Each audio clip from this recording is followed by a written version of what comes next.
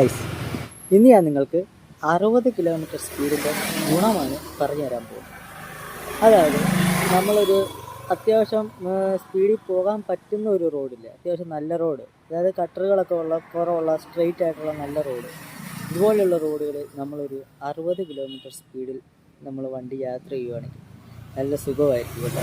അതുമാത്രമല്ല, ഇതിൻ്റെ ഇമ്പോർട്ടൻ്റ് എന്താണെന്ന് പറഞ്ഞാൽ, അങ്ങനെ ഒരു 60 കിലോമീറ്റർ സ്പീഡിലാണ് നമ്മൾ വണ്ടിയിൽ സഞ്ചരിക്കുന്നതെങ്കിൽ ഓട്ടോമാറ്റിക്കലി നമ്മൾ അങ്ങോട്ടോ ഇങ്ങോട്ടോ നമ്മുടെ ശ്രദ്ധ തിരിക്കാൻ വേണ്ടിയിട്ടുള്ള നോട്ടം, അനാവശ്യമായിട്ടുള്ള നോട്ടങ്ങളും കാര്യങ്ങളും എല്ലാം നമ്മൾ ഒഴിവാക്കും.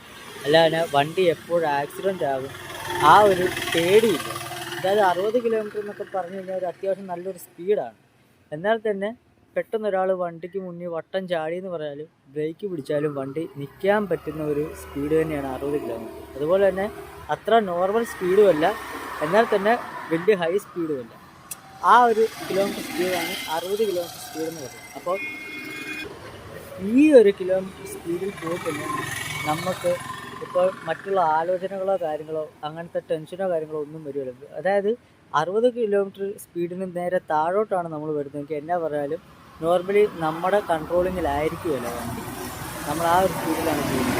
അതായത് നമ്മൾ പല കാര്യങ്ങളൊക്കെ ചിന്തിച്ചിട്ടായിരിക്കും ചെയ്യുന്നത്. അതേസമയം അത്യാവശ്യം ഒരു സ്പീഡ് ഉണ്ടെങ്കിൽ എപ്പോൾ വേണമെങ്കിലും അപകടം സംഭവിക്കാം എന്നുള്ളൊരു കാര്യം നമ്മുടെ ബ്രെയിൻ നമ്മളോട് പറഞ്ഞു തരും. അതുകൊണ്ട് തന്നെ ഈ ഒരു സ്പീഡിൽ തന്നെ ഈ പോയി കഴിഞ്ഞാൽ നമ്മൾ ഉറക്കം വരികയോ അങ്ങനത്തെ ഒരു കാര്യങ്ങളും വരുത്തുന്നില്ല. അപ്പോഴത്തേക്കും അത്യാവശ്യം 60 കിലോമീറ്റർ സ്പീഡിൽ സഞ്ചരിക്കുന്നവർ, 60 കിലോമീറ്റർ സ്പീഡിൽ സഞ്ചരിക്കാൻ ഇഷ്ടമുള്ളവർക്കുള്ള ഒരു കാര്യം, നല്ലൊരു ഗുണമാണ് ഞാൻ പറഞ്ഞത്. 60 കിലോമീറ്റർ സ്പീഡിൻ്റെ ഗുണമാണ് ഇപ്പം ഞാൻ നിങ്ങൾക്ക് പറഞ്ഞത്. പാട്ടുകൂടിലൂടെ നമുക്ക് വീട്ടിൽ കാണാം.